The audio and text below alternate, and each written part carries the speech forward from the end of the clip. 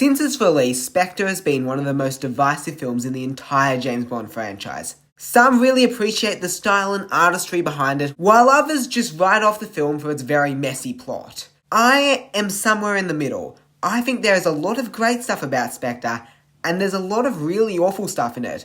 With this movie's 10th anniversary in 2025, I thought now would be the perfect time to have a look at Spectre, and why I think this film has some of both the best and the worst elements of the James Bond franchise. Let me explain.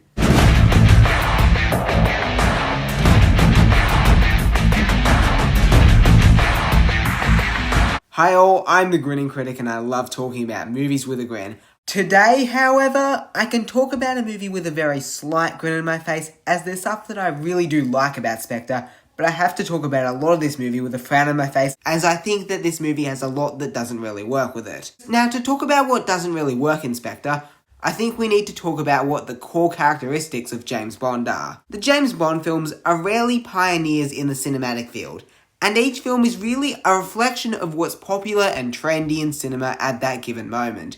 For instance, when space movies like Star Wars and Alien were all the rage, we got Moonraker. When everyone was trying to make dark and gritty blockbusters akin to The Dark Knight, we got Skyfall. When martial art films were popular, we got The Man with a Golden Gun. We can make a comparison like this to every film in the series. Spectre was made in 2015, and back then, the trendy thing was the cinematic universe.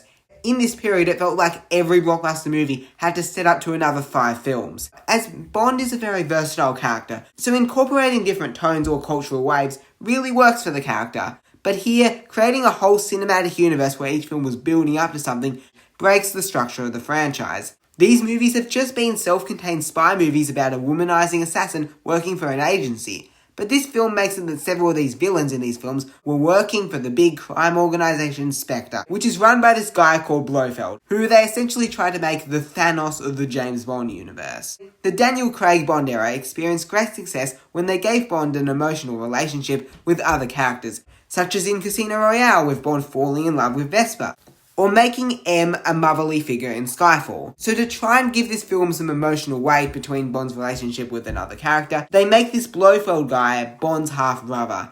But this reveal totally falls flat, and it makes no sense.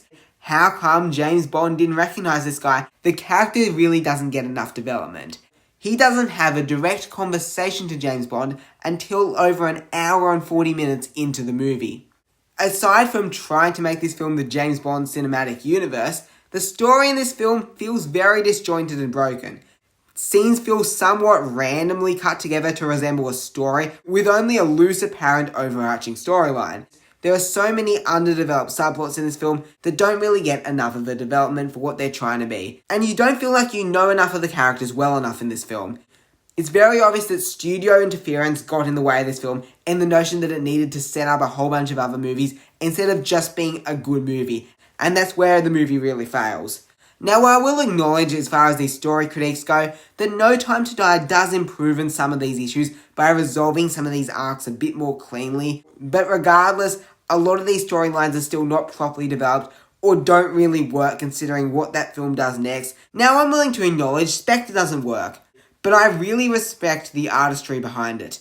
Even if you hate this film, it's undeniable to talk about how well this movie is made. It's clearly a film that was made by visionary artists that didn't quite work due to studio interference. It's not a movie that was made by a committee of people, and that is something that I loved about this film.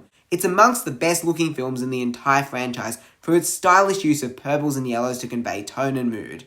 There are a number of very thrilling, well-composed action sequences, particularly an opening sequence and a car chase sequence, and classic popcorn entertainment. Daniel Craig is brilliant as the character James Bond, and Léa Seydoux is a really interesting Bond girl, where she is with Bond as a means of protection, but they find love in each other.